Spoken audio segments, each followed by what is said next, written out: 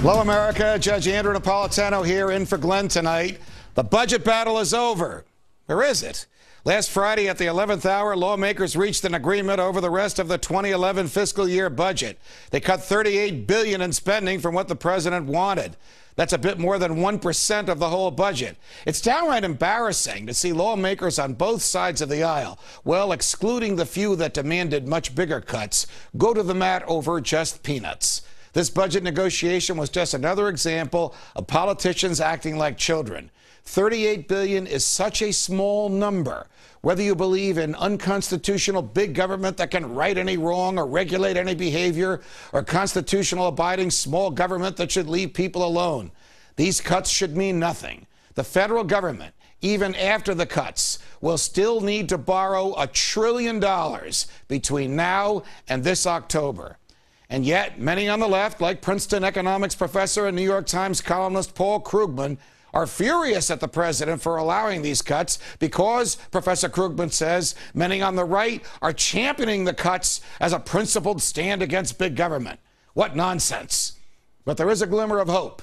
The final vote on the budget deal has not yet happened. Last Friday's agreement only funds the government through this Thursday. Congress still needs to vote on this budget deal. Here we go again.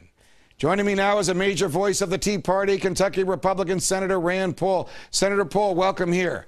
What's the feeling? Good to be with you. Thank you. What's the feeling amongst Tea Party members in Congress? Did the White House cave, or did the Republican leadership cave? Well, the amazing thing about it is for all the talk of cutting government and cutting government spending, we will spend more in 2011 than we spent in 2010. The deficit in 2011, this year, will be next year. So we're we were going to, and yet the deficit grows larger and spending larger. All right, Senator Paul, we're having a little difficulty hearing you, and we hope to get through to you. We hope to get through to you soon. What Senator Paul was arguing before we had our technical difficulties. I think he's back with us now. Senator Paul, are you back with us? Yes, I am. What I was saying is basically this. All right, we're having some difficulty with him, but the argument he was making is that the government will be spending more money this year than it did last year, even with the cuts. All right, the next big budget battle facing Capitol Hill is over the need to raise the $14.3 trillion debt limit. And Republicans like House Speaker John Boehner are saying no way to an increase. Over the weekend at a fundraiser, Speaker Boehner said this: the president says, I want you to send me a clean bill. Well, guess what, Mr. President? Not a chance you're going to get a clean bill. And I can tell you this, there will not be an increase in the debt limit without something really, really big attached to us. Joining me now, Republican Congressman Connie Mack of Florida.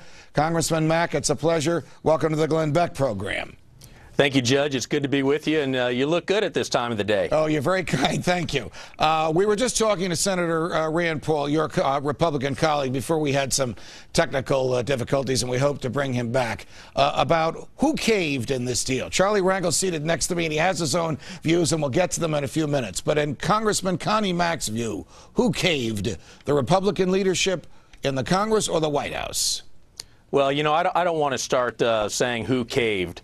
But what I would like to point out is that the little amount of cuts that we got in spending, you would have thought, the left, you would have thought that we were defunding all of government.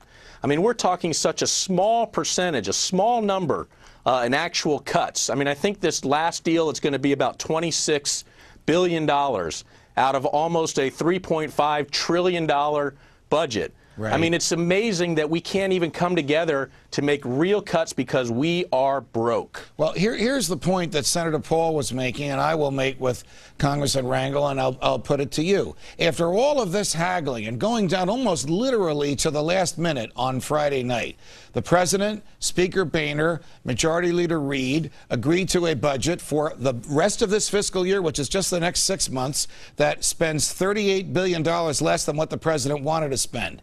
it still authorizes the president to borrow $1 trillion. So by October, you know this, Congressman Mack, the $14.3 trillion debt will be $15.3 trillion debt. That cannot be considered progress for those of us like you and me and many people watching now who believe that just like your household and mine, the government should live within its limits. It shouldn't spend more than it takes in. So how can this be a victory for anybody except the big government people who think we can just keep piling debt onto debt onto debt? Well, I agree with you, Judge. I don't look at this as a victory. The sad thing here is as we negotiate and battle back and forth in Washington, it's people back home who are hurting. And they're the ones that recognize that we cannot continue to sustain this spending. And I think they're quite offended that the amount of cuts we got is so little compared to the overall budget that we spend here in Washington, D.C. Frankly, a lot of that money is spent on things that most people back home don't know about and don't care about. If members of Congress vote for this deal, doesn't that mean that they are not concerned about this bottomless pit of debt? They are willing to make the bottomless pit deeper. They just don't take the issue of debt seriously. Well, I'll let all the other members speak for themselves, but for me, I take this seriously, Judge. We cannot continue to spend like we are. It's why I voted no on the CR on Friday, and it's why I'm going to vote no coming up later this week on the CR, because this is a drop in the bucket. And if we're going to be serious about cutting the debt, cutting the deficit, balancing the budget, something like $26 billion, which is what the new cut is going to be come Friday, is nothing. And it should be appalling to a lot of people that we couldn't find a way to cut more money out of the budget. All right. In about 2 or 3 weeks, the government will reach its borrowing limit.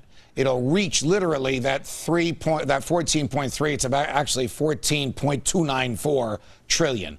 And then the president will come to the Congress and say, give us authority to borrow more. This is, as you know, called raising the debt ceiling, letting the government dig that $14.3 trillion hole even deeper. How will Congressman Connie Mack vote on that? Yes, Mr. President, go borrow another $1.6 trillion. No, Mr. President, you can't borrow any more money. Operate the government on the money that the IRS collects for you. As I've told you before, Judge, and I'll say it over and over again, why have a debt ceiling if all you're going to do when you approach it is raise it? The reason we have a debt ceiling in the first place is so a long time ago we could have started looking at ways to cut spending so we wouldn't have to even have a conversation about raising it. Unfortunately, the Congress is now in a position, we're going to hear it from both sides, that we don't have enough time to do anything else, that we have to raise the debt limit ceiling.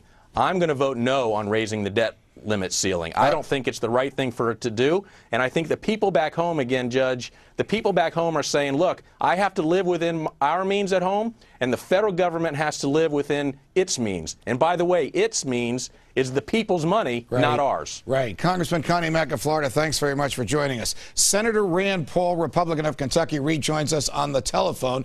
Sorry about the technical difficulties, Senator Paul, but we're happy, and those watching us now are happy that you're here. You were explaining to us, I think, when we had these technical difficulties, that notwithstanding the $38 billion in cuts that the White House says are too big, that the Republican leadership says are not big enough, that the Tea Party persons in the Congress say are not nearly big enough, the government will actually spend more in 2011 than it did in 2010.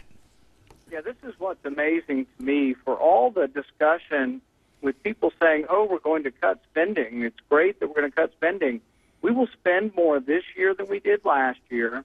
The deficit will also be more this year than it was last year. The interesting thing is during the 8 days that we debated this last spending bill, we borrowed over $50 billion in those 8 days, and then they were talking about cuts of $38 billion. So we're borrowing more in 1 week than they talked about cutting. Really, they haven't yet become serious about this, and until we become serious about this, I worry about trillion-dollar annual deficit. Right.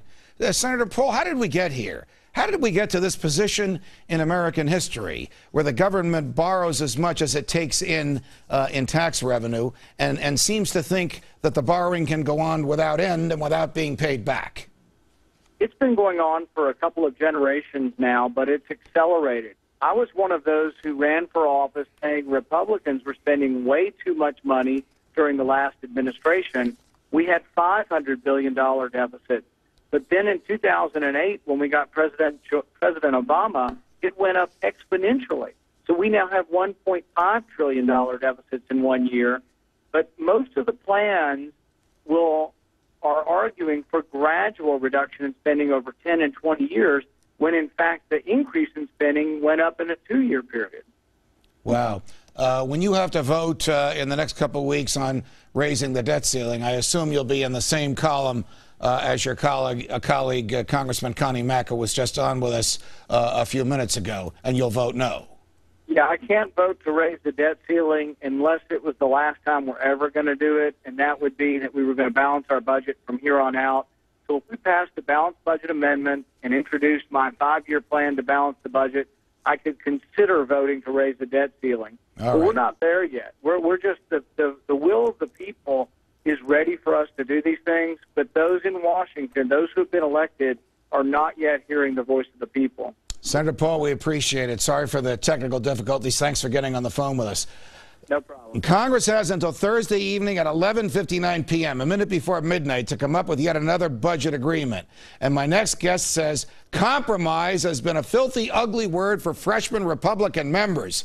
Democratic Congressman Charlie Rangel of the great state of New York and from Harlem, New York is here. Congressman Rangel, welcome here. Good to be in your courthouse. All right. Were you happy with this deal that the Republican leadership of the House and the Democratic leadership of the Senate and the President cut for this $38 billion reduction? Not at all, but I am glad that both sides realized the negative impact it would be if we had to close down our government. I think that everyone made it abundantly clear that more than saving $38 billion, we would have lost a heck of a lot more money. All right. But I just wish you could ask me that one question that you asked the Congressman Mack, and that is, how did we get involved in all of this? When did it happen? This is not a Republican or a Democratic problem. This has happened under Republican presidents and Republican Congresses and Democratic presidents and Democratic Congresses. I wouldn't put it that way, Judge. Of course, I'm in your court. How is it that we got to $14 trillion in debt and that nobody's concerned but the Tea Party people about paying it back? Because if you remember, the last Democratic president that we've had, that is before Bush and Reagan, was Bill Clinton. Right. He left a $5.6 trillion surplus.